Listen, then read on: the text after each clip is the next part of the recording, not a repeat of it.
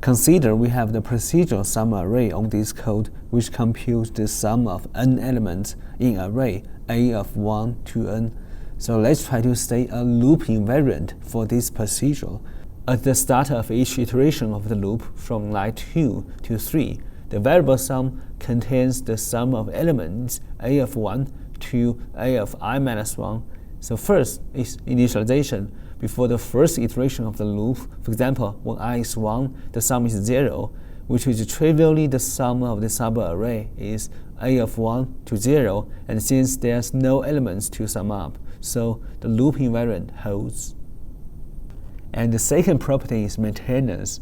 If the loop invariant holds at the start of the loop iteration, for example, the sum contains the sum of a of 1 to a of I minus 1, then after we executing the loop body, sum will increase by a of I, right? So at the end of iteration, this sum contains the sum of a of 1 through a of I. Therefore, when the next iteration starts, or if the loop ends, the loop invariant will still hold.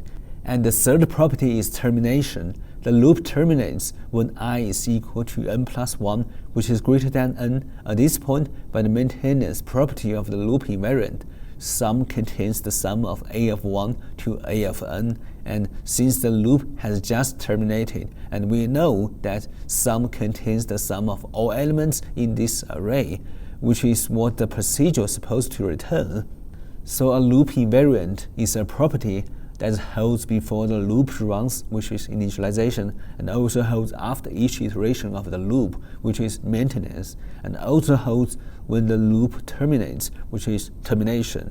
So just by using this property, we can conclude that the SUM-ARRAY procedure correctly computes and returns the sum of numbers in a of 1 to n. Let's talk about the second example, searching problem. We input a sequence of n numbers, a1, a2, blah, blah, blah, until an, and which is sorted in the array a of 1 to n, and a value x, and we output an array x such that x is equal to a of I, or a special value null if x doesn't appear in a. We use for loop scan through the array from the beginning to the end, just looking for x.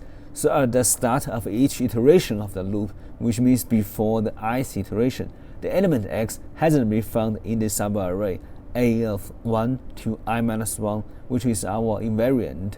So to prove the correctness of the linear search algorithm, we need to show that the loop invariant fulfills these three necessary properties. The first property is initialization.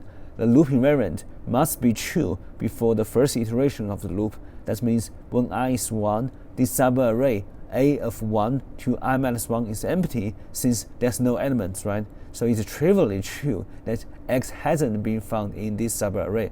Therefore, this invariant holds. The second property is maintenance, which assuming the invariant is true before an iteration of the loop, it must remain true after the iteration.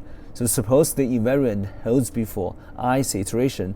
That means x hasn't been found in the array a of 1 to I minus 1, and if a of I isn't equal to x, then after we incrementing I for the next iteration, x still hasn't been found in the sub-array a of 1 to I. Therefore, this invariant is still remained.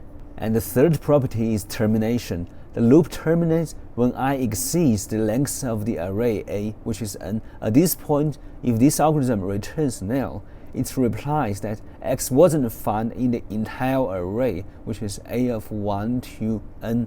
And since our invariant states that x isn't in a of 1 to I minus 1 at each iteration, and I is now exceeds n, it follows that x isn't anywhere in a of 1 to n, and therefore returning null is correct. So if the loop invariant for linear search is properly initialized, maintained, and provides the correct conclusion upon the termination of the loop, this proves that the linear search algorithm correctly finds the element x in the array a.